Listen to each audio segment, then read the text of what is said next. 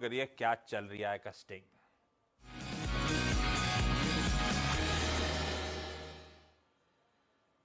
और क्या चल रहा है, यतिन बगल में बैठे हुए हैं। अब बोले अपोलो हॉस्पिटल, सुनने में तो सब ठीक लग रहा था। बोले पी फंड आ रहा है, एडवेंट वो माल खरीदेगा, फिर एक प्रमोटर की एंटिटी मर्ज करेंगे, उसके बाद वारे नारे हो जाएंगे। पर वो स्टॉक तो एकदम से लद गया था। अब तो फिर भी 4-5% नीचे, नहीं तो एक समय तो बहुत प्रेशर आ गया था। बाजार को क्या पसंद नहीं आ रहा? बिल्कुल आशीष, देखिए बाजार को क्या पसंद नहीं आ रहा है उस पर फोकस करने से पहले ये जो आपने बताया कि एडवेंट प्राइवेट इक्विटी और प्रमोटर एंटिटीज मिला के एक जो अपोलो हेल्थ केयर कंपनी है इसके साथ एक मर्जर करने वाले हैं। तो ये 3-वे डील है जहां एडवेंट जो प्राइवेट इक्विटी आ रहा है वो फ्रेश इक्विटी ला रहा है, पैसे ला रहा है। और ये जो 2400-2500 करोड़ की डील है इसमें आपको दिखाई पड़ेगा कि net Apollo health care company की मर्ज एंटिटी में हिस्सेदारी लगभग 60% के आसपास रहेगी।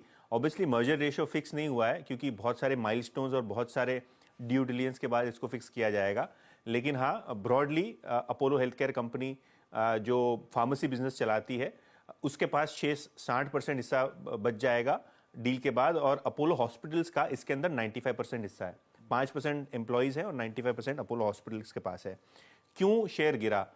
सबसे पहली बात, क्योंकि वैल्यूएशंस बाजार को पसंद नहीं आए। वैल्यूएशंस बाजार के जो प्रोजेक्टेड थे वो लगभग एक्सपेक्टेशंस बाजार का ये था कि 15,000 करोड़ रुपए के आसपास इस पूरी की पूरी इकाई का वैल्यूएशन हो, लेकिन उससे कई लोअर आपको दिखाई पड़ रहा है वैल्यूएशन ऑन एन एवरेज आता हुआ। इनफैक्ट अगर हम जेफरीज की बात करें तो इनकी एक बाय कॉल है 7,500 के टारगेट के साथ, लेकिन इनके एसओटीपी में ये हेल्थ केयर कंपनी को लगभग 17,000 करोड़ का वैल्यूएशन दिया गया था, जबकि ट्रांजैक्शन हो रहा है 14,500 करोड़ रुपए के आसपास।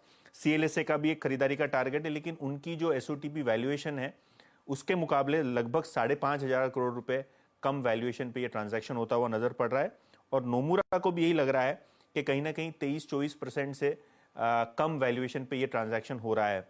मैनेजमेंट को लगता है कि नहीं, एडवेंट का पैसा मिल रहा है लगभग 800 करोड़ रुपए ये डील के बाद बचेंगे केपेक्स करने के लिए, एक्सपेंशन करने के लिए, नंबर 1।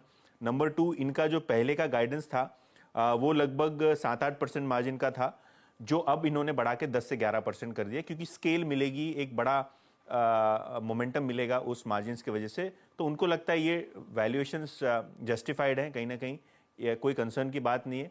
लेकिन हाँ, एक बात बिल्कुल थी, मार्केट एक ट्रांजैक्शन एक्सपेक्ट कर रहा था और जो मैनेजमेंट बहुत टाइम से बता भी रहा था, लेकिन ट्रांजैक्शन जो हुआ है वो 20 से 25% मार्केट के वैल्यूएशन के जो अनुमान से कम हुआ है, जिसके कारण स्टॉक में आप आज 5 से 7% का इंट्राडे डाउनटिक देख रहे हैं। इनफैक्ट एक पॉइंट पे तो स्टॉक लगभग 9-9.5% नीचे चला गया था।